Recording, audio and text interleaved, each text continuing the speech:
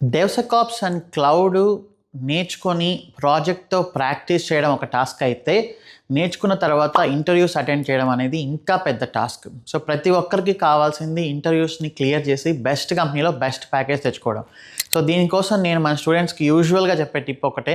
But చాలామంది follow అవ్వరు. కొంచెం లేజీగా ఫీల్ అవుతారు. బట్ ఇది గాని ఫాలో అయ్యారంటే మీరు అనుకున్న గోల్ డెఫినెట్‌లీ రీచ్ అవుతారు. అదేంటి అంటే ప్రెజెంట్ ఇంతకుముందు చెప్పేవాళ్ళం ఏమని, మీరు ఎక్కువ ఇంటర్వ్యూస్ అటెండ్ అవ్వండి, ఎన్ని ఫెయిల్ అయితే మీకు అంత మంచిది అని. బట్ సిచ్యువేషన్ ఇప్పుడు అన్ని ఓపెనింగ్స్ లేవు కాబట్టి మనము ఎంత ఫాస్ట్‌గా వీలైతే అంత ఫాస్ట్‌గా మనం కానీ ఇంటర్వ్యూస్ క్లియర్ చేస్తే అది మనకే మంచిది. ఎక్కువ ఫెయిల్యూర్స్ అని చేసుకుంటూ వెళ్తే మార్కెట్లో ఉండే ఓపెనింగ్సే తక్కువ కాబట్టి అది మనకే డిసడ్వాంటేజ్ అవుతుంది. సో, అందుకని మీరు ఒకటి మాత్రం డెఫినెట్లీ చేయండి. అదేంటంటే ఇంటర్వ్యూ అటెండ్ అయిన ప్రతిసారి మీరు ఫేస్ టు ఫేస్ అటెండ్ అయినా, స్కైప్ అటెండ్ అయినా, ఫోన్ ఇంటర్వ్యూలు అటెండ్ అయినా మీ ఫోన్లో రికార్డింగ్ ఆన్ చేసుకొని రికార్డ్ చేయండి. కొన్నిసార్లు ఇద్దరి వాయిస్ రికార్డ్ అవ్వకపోవచ్చు, కొన్నిసార్లు మీది మాత్రమే రికార్డ్ అవ్వచ్చు. But no problem.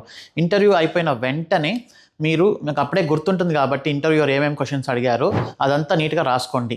Date, A company, A round of interview, ఈ ఫార్మాట్లో మీరు ఇంటర్వ్యూ క్వశ్చన్స్ రాసుకోండి. దానికి తగిన రికార్డింగ్ కూడా పెట్టుకోండి. మీరు ఆ రికార్డింగ్ విన్న తర్వాత మీకే అర్థమవుతుంది మీ వాయిస్లో ఉండే మాడ్యులేషన్లో ఆ కాన్ఫిడెన్స్ మీకుందా, ఇంటర్వ్యూర్ ఎక్స్పెక్ట్ చేసే కాన్ఫిడెన్సు, ఆన్సర్లో పర్ఫెక్ట్నెస్ ఉందా అనేది మీకే తెలుస్తుంది. ఇలా కొన్నిసార్లు రికార్డ్ చేసుకొని నోట్స్ రాసుకుంటూ ఇంటర్వ్యూ క్వశ్చన్స్ అన్నీ మీరు వీటిని వినే కొద్దీ మీకే తెలుస్తుంది ఎక్కడ మీరు మిస్టేక్ చేస్తారనేది. వేరే ఎవ్వరూ చెప్పాల్సిన అవసరం లేదు. ఇంటర్వ్యూయర్ కూడా మీకు ఫీడ్బ్యాక్ ఇవ్వాల్సిన అవసరం లేదు. మీ రికార్డింగ్ మీరే వింటే మీరే చెప్తారు మీరు ఇంటర్వ్యూ క్లియర్ చేశారా లేదా అనేది. సో, ఇది చాలా అంటే చాలా హెల్ప్ అవుతుంది. ఒకే ఒక్క టిప్ ఏదైనా ఫాలో అవ్వాలి అంటే ఇంటర్వ్యూస్ ప్రిపేర్ అయ్యేప్పుడు ఇది మాత్రమే.